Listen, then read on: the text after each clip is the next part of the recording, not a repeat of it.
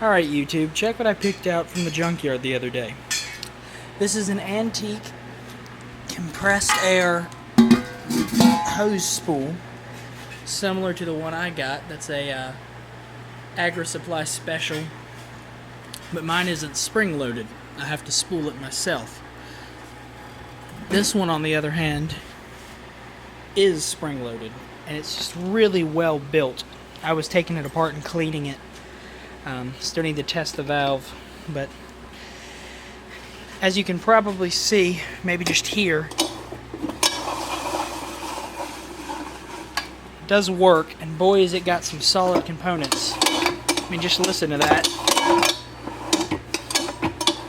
And you'll understand why it's so loud in just a second. Let me take it apart for you. I just left one screw holding it together.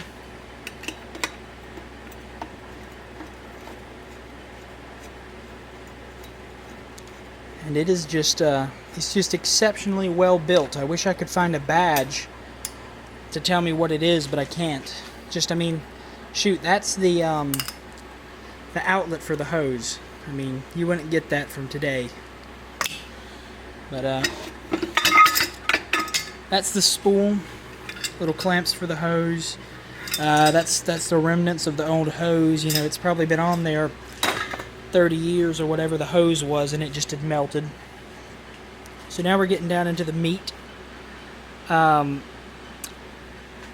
Nothing else is holding this in, so I can lift it out. This is the air mechanism. The air goes in on the back side. It goes in there through an air fitting, and then is allowed to, without leaking, spin around to feed the spool that you're unwinding. Let me flip it over though and show you, because it's actually quite heavy, because this darn thing's full of cast iron.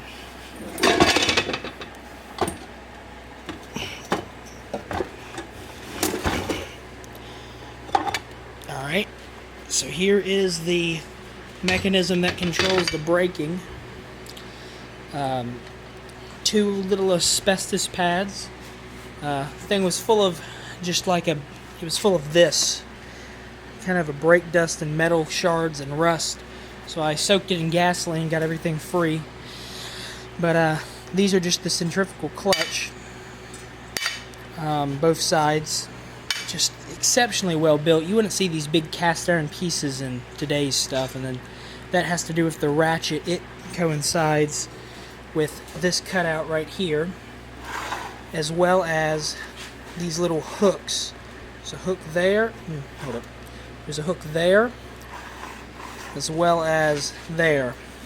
So I can't pretend to know exactly how it works, but with this hole in the cutouts as well as those latches, it all coincides with this. And this is just free spinning. There's nothing on the other side.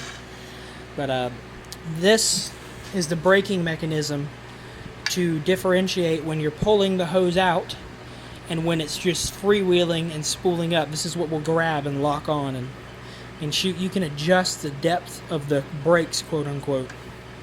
But just so well built. And these are brass rivets holding them on. The whole thing was held together with these flathead screws, so it's got some age to it, that's for sure. But anyway, that's it for this mechanism. I mean, that's some thick steel. They ain't playing around. This thing weighs a ton. This inner wheel just freewheels, nothing special about it.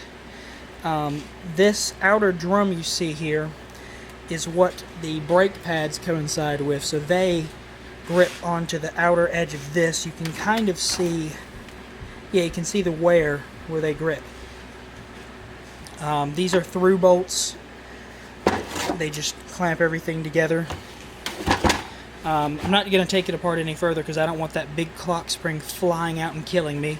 But this is the inner wheel here is what the clock spring is attached to. If I can one-handed wind it up a bit, I mean, you can see that's the clock spring. But that's all self-contained, so that's really nice. It doesn't blow apart like the ones from Harbor Freight when you take them apart. But anyhow, that's really about it. That's where the air goes in, and I'm assuming that gray ring you see is where it would mount. I do have the top. I don't know if I mentioned that. But that's really about it. I just was very impressed with the build quality. Thought I would show it off, because it is a nice little bit of kit.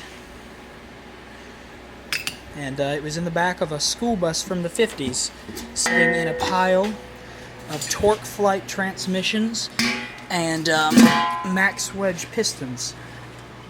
So I snagged it. But that's about it. I just thought it was pretty neat. Mainly this piece, how they used to do it back in the day. So well engineered, and frankly overly engineered for the amount of force it was going to take. But I guess that's why it's still kicking around some. Oh, if I assume this thing was made in the 60s, 50 years later. But anyway, that's about it.